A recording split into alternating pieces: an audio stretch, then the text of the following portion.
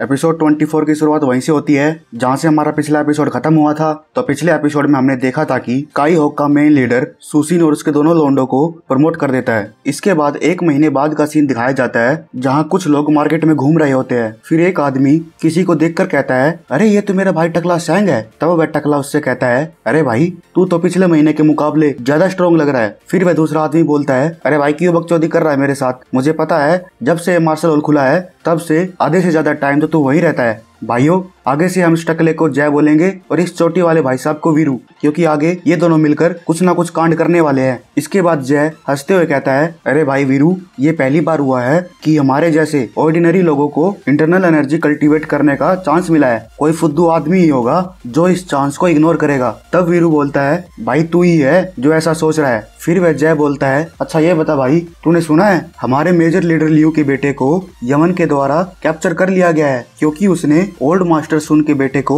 Offend कर दिया था। भाइयों यहाँ यमन का मतलब पुलिस फोर्स से है। तब वह वीरू कहता है, अरे भाई ये बात मैंने पहले ही सुन रखी है, पर शायद तुझे ये पता नहीं होगा कि हमारे मेजर लीडर लियू ने अपना पूरा जोर लगा लिया अपने बेटे को छुड़ाने के लिए, फिर भी वह उसे छुड़ा नहीं पाया। पर आखिर में हमारे होल मास्टर सुसिन ने इस मैटर को आसानी से सेटल कर दिया। फिर वह जय हंसते हुए कहता है, अरे भाई सच में हमारे होल मास्टर सुसिन ने इतनी सी छोटी सी उम्र में इतनी बड़ी बड़ी उपलब्धियां प्राप्त कर ली है और अब तो उनकी रेपुटेशन भी दिन ब दिन स्काई होक फैक्शन में बढ़ती ही जा रही है। फिर वह वीरू कहता है, अबे साले बस कर, तुझे पता होना चाहिए पब्लिक में ये बातें ज्यादा तेज नहीं बोलनी चाहिए, अगर कोई बुरा मान गया तो साले तुझे लेने के देने पड़ जाएंगे। तब वह जय अपना मुंह फाड़ते हुए कहता है, अरे भाई झोपड़ी के पहले तू मेरी मुंह की तरफ देख, क्या तुझे लगता है कि मेरे लिए चुप होना इतना आसान है। इसके बाद सीन सुसिन पर जाती है जहाँ वो अपने सिस्टम के द्वारा अपनी लो ग्रेड स्पिन को मिडिल ग्रेड स्पिन में एक्सचेंज करवा लेता है और उसके बाद वह मिडिल ग्रेड स्पिन का यूज कर लेता है जिसमें उसे वू डेंग सेक्ट की लो ग्रेड की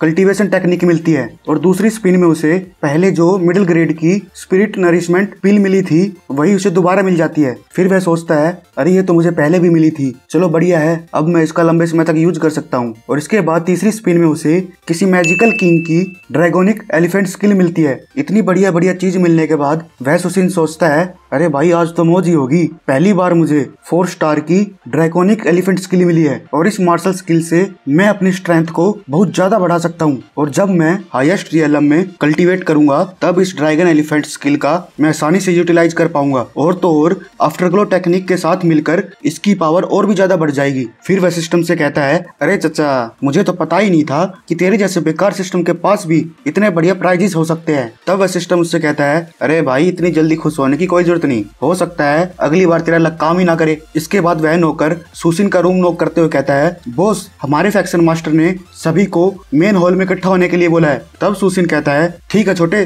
तू चल, मैं आता हूँ थोड़ी देर में। फिर वह वहाँ कल्टीवेशन करने के लिए बैठ जाता है। इसके बाद सीन मेन हॉल पर जाता है जहाँ सभी लोग इकट्ठे हो जाते हैं। फिर एक आदमी उससे पूछता है, मास्टर सू क्या हाल ही में कुछ हुआ है क्या? तब सुसिन कहता है, अरे भाई मुझे नहीं पता और तुझे इतनी जल्दी क्यों हो रही है, एक बार फैक्शन मास्टर आ जाए तो सब पता चल जाएगा। इसके बाद वह कहता है, होल मास्टर सू आजकल सभी लोग आपकी बहुत ज्यादा प्रशंसा कर रहे हैं, क्या आपको इस बात से चिंता नहीं हो रही कि फैक्शन मास्टर ये सोचेंगे कि आप उनसे आगे निकलने की कोशिश कर रहे हो? तब सुसिन हंसते हुए कहता है, अरे भाई वो फैक्शन मास्टर मेरे बारे में कभी ऐसा नहीं सोच सकते और अगर सोच भी ले तो भी क्या उखाड़ सकता है मेरा। इसके बाद फैक्शन मास्टर हॉल में आ जाता है जिसे देखकर कुछ लोग उसके नाम के जयकारे लगाना शुरू कर देते हैं। तब वो उन लोगों को देख के सोचते हैं, अरे आज तो फैक्शन मास्टर अपने साथ यहाँ सीक्रेट फोर्स लेकर आए। फिर डोंग उन लोगों को देखकर मेन लीडर से बोलता है, फैक्शन मास्टर आपका इन लोगों को यहाँ लाने का मतलब क्या हुआ? तब वह फैक्शन मास्टर चिल्लाता रहता है पर मेन लीडर उसे इग्नोर करते हुए आगे बढ़ जाता है। फिर वह कहता है, अरे इस बारे में ज्यादा मत सोचो, मैंने तुम्हें यहाँ सभी को हमारे फैक्शन के डेवलपमेंट के प्लान के बारे में डिस्कस करने के लिए तुम सभी को यहाँ बुलाया है। तब वह डोंग उन लोगों की तरफ उंगली करते हुए चिल्लाता है, अगर यहाँ हम डिस्कशन करने के लिए इकट्ठा हुए हैं तो तुम्हें अपनी सीक्रेट फोर्स को अपने साथ लाने की क्या जरूरत थी? फिर वह चंपू अपने बाप की ऐठ में आकर उस पर चिल्लाते हुए कहता है, अबे साले डोंग तू क्यों बार बार अपनी बकचोदी कर रहा है, तुझसे चुप नहीं बैठा जा सकता। फिर वह मेन लीडर उन दोनों को चुप करवाते हुए बोलता है, तुम लोग अपनी बकवास बंद करो और ध्यान से सुनो, हमारी चैंगनिंग सिटी के 4 फैक्शंस बहुत ज्यादा वीक हो गए हैं और इस दौरान हमसे वो 4 गिल्ड्स ज्यादा स्ट्रॉन्ग हो गए हैं और यहाँ तक कि अगर हम बैम्बू फैक्शन और ओशियन फैक्शन इन दोनों की टेरिटरी को भी हमारे साथ मिला दे तो भी हम अलाइड गिल्ड के सामने कुछ भी नहीं है। और आगे इससे ही बदतर हो सकता है। फिर वह जुआंग मेन लीडर से पूछता है तो आपका क्या प्लान है चीफ। तब मेन लीडर कहता है इट्स सिंपल, हमें अब अपने स्काई होक फैक्शन में कुछ ड्रास्टिक चेंज करने की जरूरत है। ये सुनकर एक आदमी बोलता है आपने बिल्कुल सही कहा चीफ, वो 3 गिल्ड्स हमसे ज्यादा स्ट्रांग हो गई है अब, और इसके अलावा उनके पास एक्सपर्ट्स भी है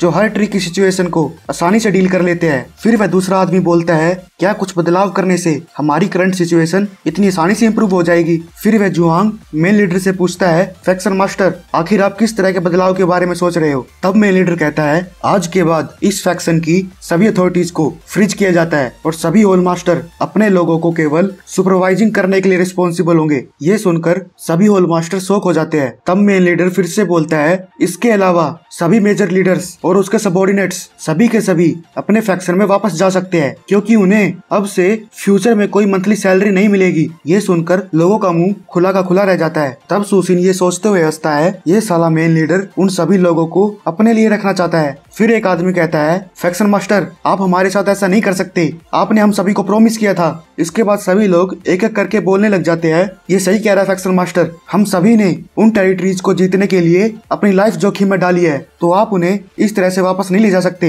अगर हमारे पास अपने लोग ही नहीं रहेंगे तब हमारे मेजर लीडर होने का फायदा क्या है। फिर मेन लीडर गुस्से में हाथ मारते हुए कहता है अबे सालों अपनी बकर बकर बंद करो, मैं सब जानता हूँ कि तुम लोग क्या सोच रहे हो, तुम्हें क्या लगता है मुझे क्या पता नहीं कि तुम फैक्शन के अकाउंट में कैसे घोटाला कर रहे हो। और अगर अब भी किसी को ऑब्जेक्शन है तो आगे आओ, सबसे पहले मैं उससे उन पैसों की बात करूंगा जो इतने सालों से वो चोरी कर रहा है। ये सुनकर वो सभी मेजर लीडर्स चुप हो जाते हैं। फिर मेन लीडर उन सभी होल मास्टर से पूछता है क्या आप में से किसी होल मास्टर को कोई ऑब्जेक्शन है। ये सुनकर उस ढोंग को गुस्सा आ जाता है पर आखिर करे भी क्या, साले की ना तो किसी ने पहले सुनी और ना ही अब कोई सुनना चाहता। फिर जुआंग आग में घी डालते हुए कहता है फैक्शन मास्टर ये डिसीजन हमारे जैसे लोगों के लिए तो ठीक है पर क्या मास्टर सु इससे सहमत है। तब सुसिन ये सुनकर सोचता है इन सालों की खुद की तो कुछ बोलने की हिम्मत है नहीं और मुझे अपनी शील्ड के तौर पर ये यूज करना चाह रहे हैं। ये साले सबके सब भूतिया है, इन्हें लग रहा है कि ये मुझे इतनी आसानी से यूज कर लेंगे। फिर सुसिन खड़े होकर मेन लीडर से बोलता है मुझे आपके डिसीजन से कोई भी आपत्ति नहीं फैक्शन मास्टर।